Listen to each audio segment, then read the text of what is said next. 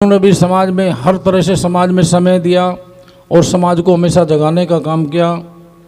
धारा जी इन्होंने भी समाज के अंदर इस सत्संग की गरिमा को बढ़ाते हुए सत्संग को मालिक के चरणों में पूरा समय दिया है।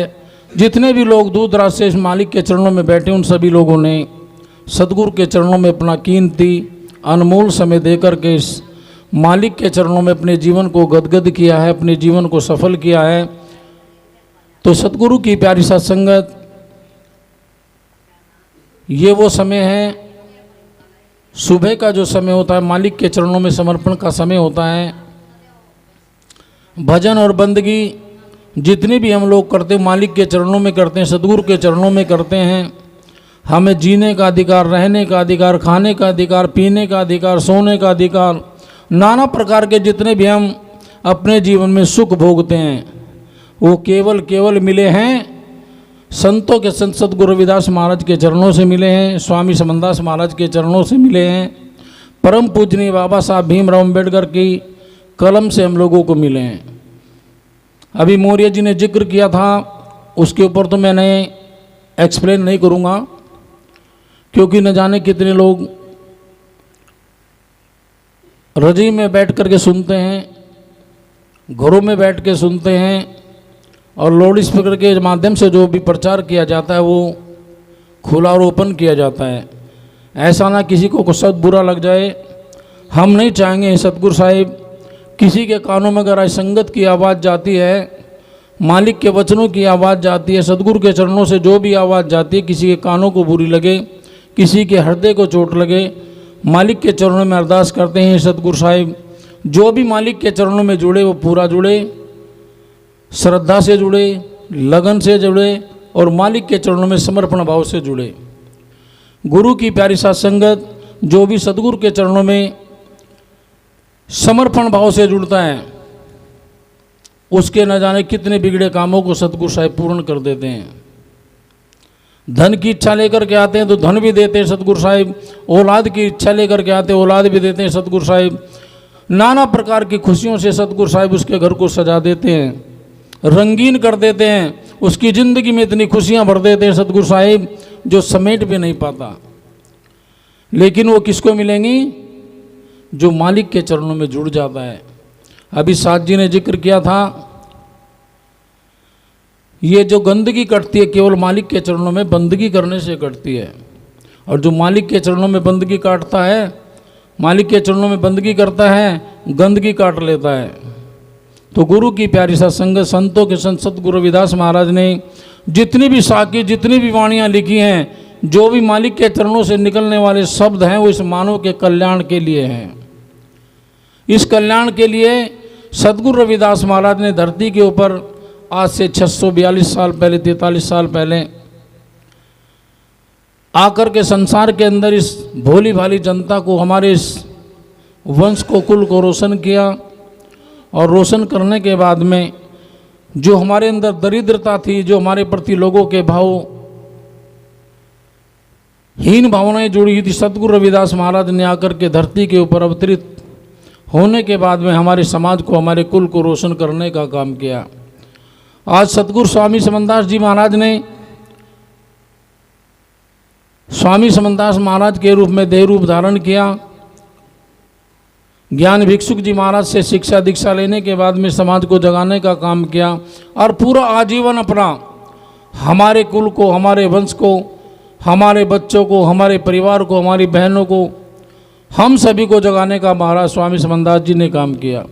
आज जितने भी समाज के अंदर, चाहे वो प्रचारक हैं, चाहे वो साध हैं, चाहे वो संत हैं, चाहे वो महात्मा हैं, जितने भी इस मिशन को चला रहे हैं महाराज रविदास जी के, स्वामी समनदास जी महाराज के, वो सब समाज को जगाने का काम करते हैं। तो गुरु की प्यारी सत्संगत, सर्वप्रथम तो हमें मालिक के चरणों में जुड़ना है, अटूट होकर के जुड़ना है, निस्वार्थ भाव से जुड़ना है। जब हम मालिक के चरणों में निस्वार्थ भाव से जुड़ जाएंगे तो मालिक हमारे बच्चों के अंदर, हमारे परिवार के अंदर और हमारे दिल और दिमाग के अंदर अपने नाम की, ज्ञान की ज्योति की वर्षा कर देते हैं। वो ज्ञान की ज्योति जो हमारे अंतरस्थल को ज्ञान में कर देती है, सुख में कर देती, शांति में कर देती है।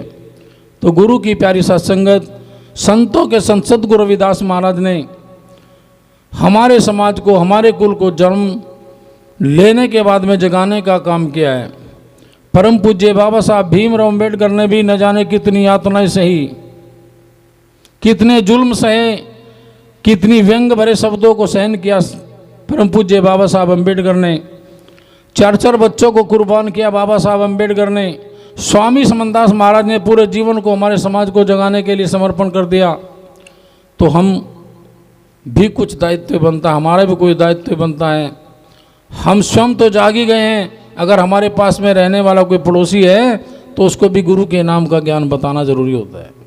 उसको भी मालिक के नाम का हमें प्रचार करने के लिए प्रेरित करना चाहिए, उसको जगाना चाहिए, बताना चाहिए कि भाई यहाँ समाज के अंदर अगर हम अपने आप को जगाएंगे, अपने परिवार को जगाएंगे, समाज को जगाएंगे, तो आने वाली जो हमारी नस्ल हैं, जितनी भी हमारी जनरेशन होगी वो नई, वो मालिक के नाम से जुड़ने के बाद में समाज को जगाने का काम करेंगे। तो गुरु की प्यारी साथ संगत, अगर कुछ भी ना हो तो जो अपने परिवार के बच्चे हैं उनको जगाने का तो काम कर लें। अगर हमने अपने जीवन में 5 आदमियों को भी सुधार दिया, 2 बेटी 2 बेटे और अपने एक छोटे भाई को या बड़े भाई को, तो धीरे धीरे पूरा ही हमारा जितना समाज है जाग जाएगा।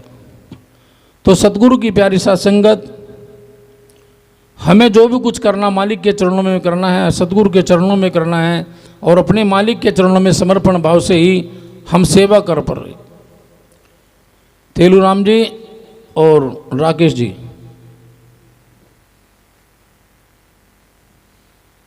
तो गुरु की प्यारी साथ संगत, सद्गुरु रविदास महाराज, स्वामी समनदास महाराज का ये जो भव्य प्रोग्राम आप लोगों के बीच में तेजपाल जी ने अपनी नेक कमाई से अपने बच्चे के इस जन्मदिन के उपलक्ष्य में जो भी आप लोगों के बीच में सेवा भाव से समर्पण किया है, तो आप लोगों का भी एक दायित्व बनता, कर्तव्य बनता है कि सतगुरु साहिब इस परिवार के अंदर जो भी कमी है उसको पूरी कर देना, बच्चों के अंदर सद्बुद्धि देना, सत्ज्ञान देना, सत्प्रचार देना। है सतगुरु साहिब, इस परिवार में जो भी कुछ हम नज़र देख रहे हैं, अपनी नज़र भर करके ये सतगुरु साहिब की देन है, या नहीं तेजपाल?